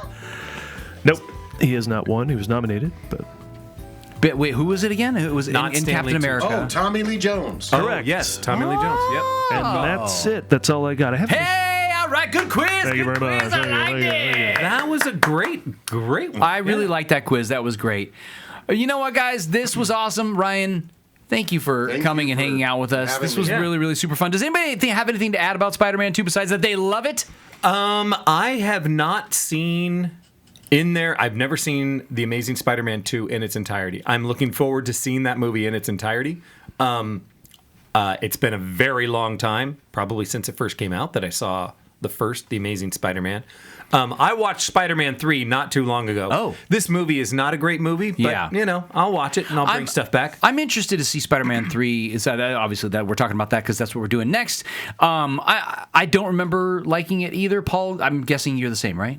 3, it was a little corny. Everyone's crying in that movie by the end. I'm like, you got to earn that. Oh yeah, and they everyone gets pathos. Yeah. and like every single villain gets his moment of like, I'm not a bad guy. I'm not gonna die. And they're a crying, monster," and it's and like, they're what are we crying. doing? Yeah. Can't you just beat up the bad guy and win the game? Yeah. Ryan, do you remember the number I 3? do. I remember it had too many characters, and There you go. That's what I was talking about. It was one of those things where I was actually happy that I know it's not really canon per se, but I was happy that they actually got to redeem the Venom character. I think with Tom Hardy. With the Venom series. Paul Giamatti. He's not won an Oscar, unfortunately. What? But there is one I forgot. Wait, I thought what was the wine movie he did? Sideways, That's which what I was saying, I wish Sideways. cracked the top 17 movies. Which of also, 2004. what's his face was in that? Sandman. Thomas Hayden Church. Thomas Hayden Church. Yep. Never won. Nope. Wow. Thomas Hayden Church won. No. I thought he. I mean, he just said he did. You say it. Yeah. No, Thomas accuse him Hayden right Church now. won. Yeah. Now what do you think? Huh? Suck it. All No. 3 of us have asked you. Oh my God. Double check. Go ahead. Michelle Yeoh is the one I forgot, who does appear in Shang-Chi, and she won for Everything Everywhere All at Once. That's awesome. Very cool. Well, thank you so much for hanging out with us here on the Countdown Movie Show. If you want to find us, you can find us on all of the socials at the Countdown Movie Show. And if you're having a hard time finding us on those, you can just go to thecountdownmovieshow.com. That'll take you to all of our YouTube episodes and all that stuff. And if you like great sequels, we talk about a bunch of them. We've talked about Star Wars and Superman and Ghostbusters, Indiana Jones, Tron, Ghostbusters, Avatar. Tron. I mean, they're all a whole bunch. Yeah. So until next time, we'll have some fun. We'll change the world. We'll make a difference. We'll be superheroes together. I don't know. Yeah. I'm Paul Preston of the Movie Guys. I'm Ryan Paregien. I'm Sean Blodgett of Creative Motion Entertainment. And I'm Justin Bowler of The World. Bye. Bye. Wrong series, Justin. Oh, here's how I want to end it. Let's end it with this. All right. Yeah, let's just sing it. Here we go. Spider-Man does whatever a spider can. Spins a web any size. Can't you see? Just like flies. Look out. Here comes the Spider-Man.